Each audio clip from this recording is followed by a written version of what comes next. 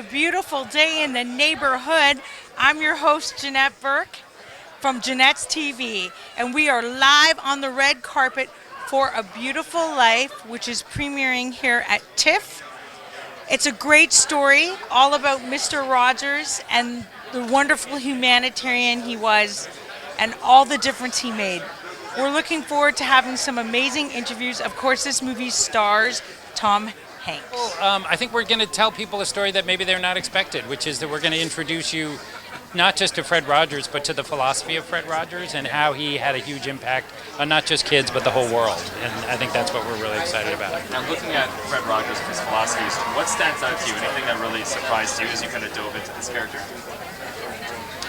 I mean, I think it's the radical, unbending kindness and the value of every living thing, that everybody deserves to be loved, and without exception. And he never bent from that philosophy. His lack of cynicism, too. It was so disarming, and I think that's what people were drawn to. And especially, I think it's important now, in the time we're in now, to kind of recognize that, to think about some of Fred's way. I mean, it's childhood wisdom at first glance, but it hits adults and it really transcends generations. Yeah, absolutely. Amazing. Well, thank you so much, Thank guys. you. Congrats Thank you. on everything. Thank you. Pleasure. How you doing? Have fun in there tonight. Thank you. Hey, how you doing? Hi. Okay. Yeah. How did it feel to have one of your articles made into a feature film? It was a surprise. This was. I've written a lot of articles over the years, and this was the first article I've ever had turned into a movie, and it turned into this movie. So it's a big deal. What do you think it was about this article that made it so appropriate? Well, I think that the world came to understand how much it missed Fred Rogers. It wasn't just the story. I mean, it was a story about a man that I think that we realize how irreplaceable he was. And so that the only way we're really going to understand and bring Fred back is to celebrate him in art. And that's what this movie does. And how did it feel to find out Tom Hanks was Oh, it was a big deal. It was a big deal because, I mean, it was a surprise, but then as soon as he got the part, it was like, who else but Tom could have played Fred? And he pulled it off beautifully. You've seen the movie?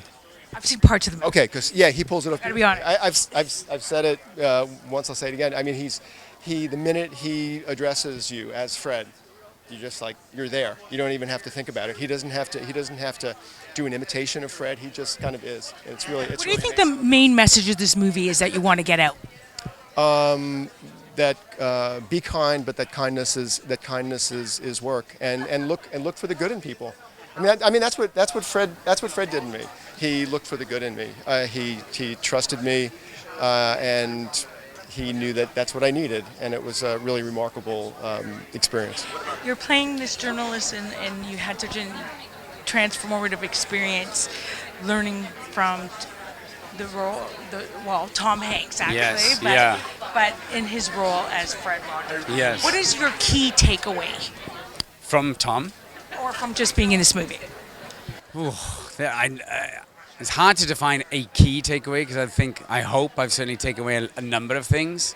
As a human being, I've sort of realized there's work you have to do. It's an effort. If you want things to work well or to be harmony and coexistence, you have to make an effort at understanding other people and not pointing blame and rising to anger, and you have to work at being patient and nicer, which I'm trying to do. Failing miserably, but trying.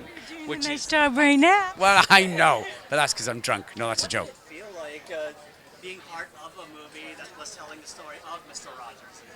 Well, obviously being from Wales, I didn't grow up with Fred Rogers, so the big deep dive I did into him as an icon, really, I did a number of weeks prior to shooting, and then realizing what he means to, especially to the United States. It's been an incredible privilege. How would you sum up what he means? Had a part of him inside of you after the experience. Sorry, say that again. I'll come to you. You had a part of him inside of you after the experience. Absolutely. If you watch that amount of Fred Rogers, I think it's hard not to come away going, oh, this is what I need to do. So to a fellow Brit, how would you explain the significance of Fred Rogers in America? Well, he was a children's TV presenter who kind of, I think, bucked the norm when he sort of saw that for kids television there were people throwing custard pies in their faces and explosions and whacking each other over the head with foam cricket bats or whatever. He went, that's the last thing children want. They want calm. They need to be treated maturely, and you need to kind of help them grow. So he took. Some say it was very old-fashioned. You look at him and go, he was a prophet. You know, he came way before what should have happened, and he's going, this is what you just need to treat them mature, and then it'll pay off in society at a later. Yeah, it's about his teachings that have allowed it to just transcend generations, because I feel like it's childhood wisdom here, but adults at the same time are still learning just as much from it. Yeah, that thing, you know, people are fallible. It's fine to be scared. You know, you're entitled to your feelings.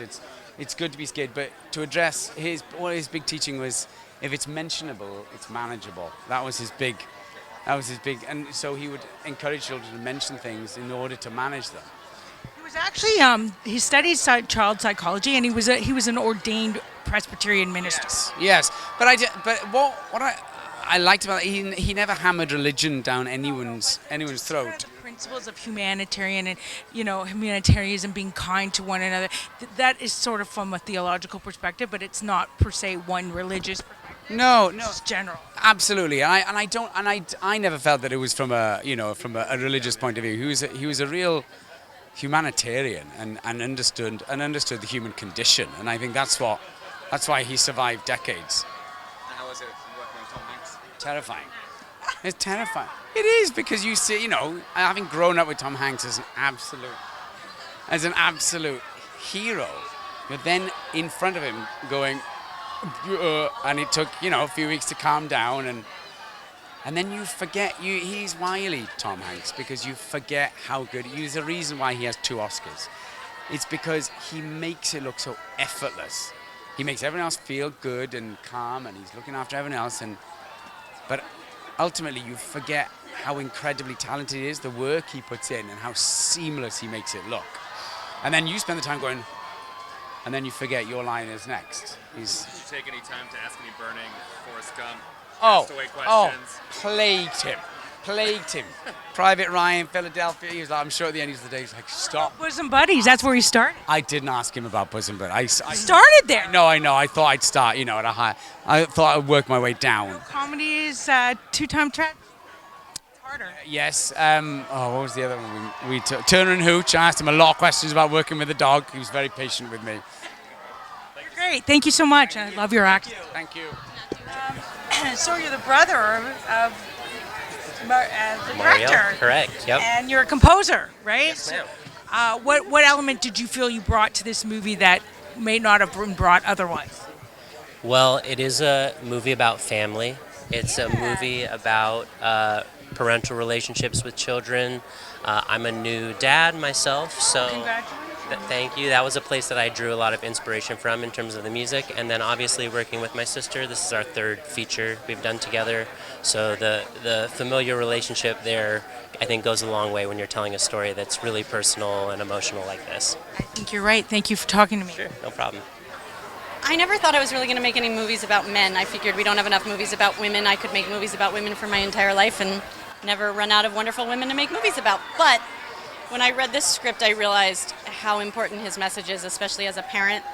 I'm raising a young child, and we don't have people like this who give us this type of guidance, who really feel like genuine grown-ups with wisdom to offer about how to be better.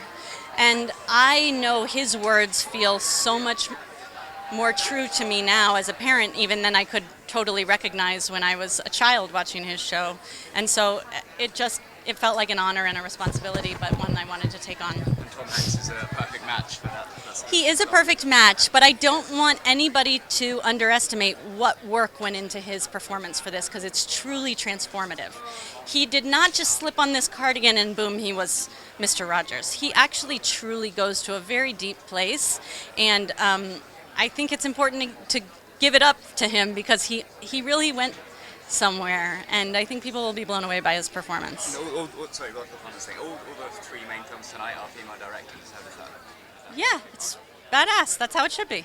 Exactly. I'm a woman. Yeah. What was the greatest challenge for you in ensuring that it would still carry the same impact for people who've never watched Mr. Rogers' show? I think his message is totally universal. It doesn't matter if you know him or you grew up watching him or not. I think he's just incredibly moving. What did you want to ask? I want to ask you, if you had to pick a female to write a story about in the same capacity, who would you pick that would be similar to like a Ted Rogers, with the kind of impact that he had? Fred Rogers, with that kind of impact, with that kind of a message.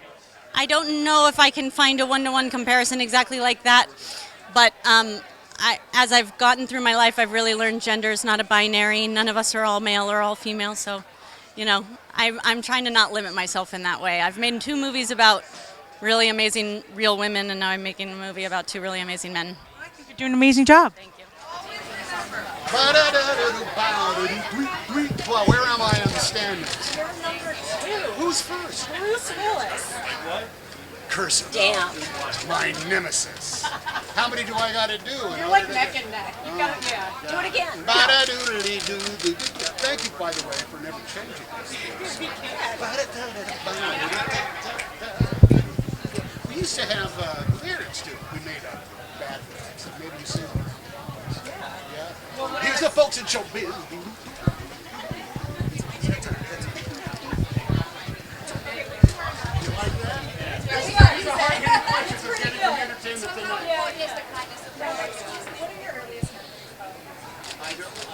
I was too old for this one. For me, it was a black and white TV show. One of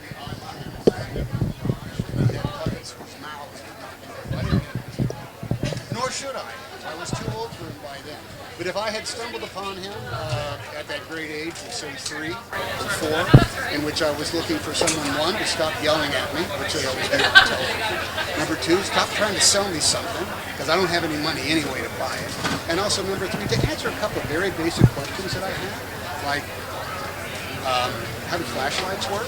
Then it really would have been a profound experience for me, but I'm just sorry. So how important is the kindness of Fred Rogers? Well, kindness is a word that can be, made little out because it means somehow you're a sap. If you're kind, you're a sap. I think being kind is understanding that probably everybody has had as tough a time as you have. And anybody trying to do that job has gone through just as many struggles as you have through that single moment. So you just give everybody a fair share. That, believe it or not, I think is being kind. Yes, E.T. Back to your hard Yes. answer. Well, you've embodied several heroes. I mean, Sully, Walt Disney. What is kind of the thing that makes you want to do these kinds of roles? And was there any hesitation to embody this? No, actually, no, because I play into guys who are very competitive over very specific achievements. If I played somebody who was actually alive, which, oddly enough, I guess I have done a few too many. Wait till I tear into the Bruce Willis story. You're going to buy me as Bruce Willis like that. But what they all had was a moment in which they were trying to achieve something that was of stellar importance. Charlie Wilson. A number of other people. I think Mr. Fred Rogers is the first person I've played that is not undergoing the great crisis of their business or their lives. Walt Disney wanted to get a movie made, so they had to save 156 people. But Charlie Wilson, he wanted to go to battle with the Soviet Union. Mr. Rogers doesn't want anything except for people maybe to understand themselves. So that's a different kind of game. Okay, we'll make it Thanks for being with us today on Janette's TV. I'm your host, Janette Burke, signing off. Please remember to like, comment, and share all our posts on Facebook, LinkedIn, Twitter, Pinterest, Google+, Vimeo, you name it, YouTube. We're there. #Janette's TV. And until next time, continue to be fabulous.